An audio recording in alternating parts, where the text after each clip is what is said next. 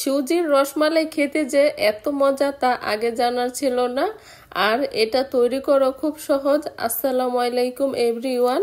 যারা মিষ্টি খেতে পছন্দ করেন তারা কিন্তু মাত্র 15 থেকে 20 মিনিটে এই সুজির রসমালাইটা খুব সহজেই তৈরি করে নিতে পারবেন।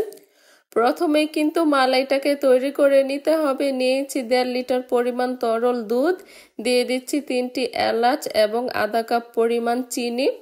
চিনিটা কিন্তু আপনারা আপনাদের টেস্ট অনুযায়ী অ্যাড করে দিবেন। এবার দুধটাকে ভালোভাবে নেড়ে চেড়ে দিচ্ছি আর দিয়ে দিচ্ছি আধা কাপ পরিমাণ গুঁড়া দুধ।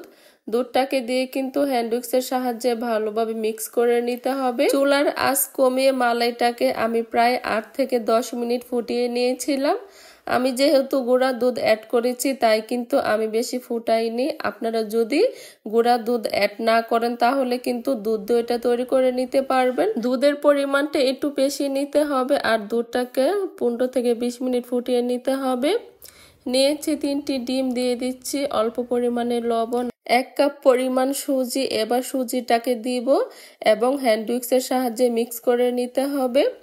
এটা কিন্তু একসাথে ঢেলে দেওয়া যাবে না, তাহলে কিন্তু দলা বেঁধে যাবে। মিশ্রণটিকে এবার ভালোভাবে মিক্স করে নিতে হবে। আর আমার 3টি ডিমের মধ্যে কিন্তু পুরো 1 কাপ সুজি আমি দিয়ে দিয়েছি। আর ঘনত্বটা কিন্তু এরকমই থাকতে হবে। আর এটা দেখেই বোঝা যাচ্ছে এটা কিন্তু এতটা ঘন বা এতটা পাতলা হয়নি। সুজির পিঠাগুলো আমি এই চামচটা দিয়ে তৈরি করে নিব। দিয়ে দিচ্ছি পরিমাণ মতো তেল। তেলটা কিন্তু বেশি গরম করে দেওয়া যাবে না, হালকা গরম অবস্থায় আমি সবগুলো মিশ্রণ দিয়ে দিচ্ছি। আপনারা চাইলে হাত দিয়েও দিতে পারেন, কিন্তু চামচ দিয়ে দিলে সবগুলো শেপ একরকম থাকবে। সুজির পিঠাগুলোকে এবার উল্টে পাল্টে দিব। আর এটাকে কিন্তু আমি ব্রাউন কালার করে ভেজে নিব না, এটা কিন্তু সাদাই থাকবে, কারণ আমরা কিন্তু রসমালাই তৈরি করব। পিঠাগুলোকে আমি প্রায় 5 মিনিট ভেজে নিয়েছিলাম। এবার পিঠাগুলোকে উঠিয়ে সেই গরম মালাইয়ের মধ্যেই কিন্তু দিয়ে দিতে হবে।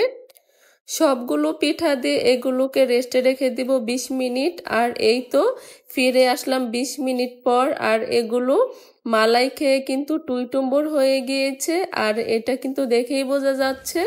এরই মাঝে তৈরি হয়ে গেল মজাদার সুজির রসমালাই। এবার পরিবেশনের আগে দিয়ে দিচ্ছি পরিমাণ মতো কাজু বাদাম কুচি, কাঠবাদাম কুচি। যারা মিষ্টি খেতে পছন্দ করেন তারা খুব সহজে ঝটপট এই রসমালাইটা তৈরি করে নিতে পারবেন। আজকের রেসিপিটি এই পর্যন্তই। রেসিপিটি যদি ভালো লেগে থাকে চ্যানেলটাকে সাবস্ক্রাইব করে পাশে থাকবেন। সবাই ভালো থাকবেন, সুস্থ থাকবেন। আল্লাহ হাফিজ।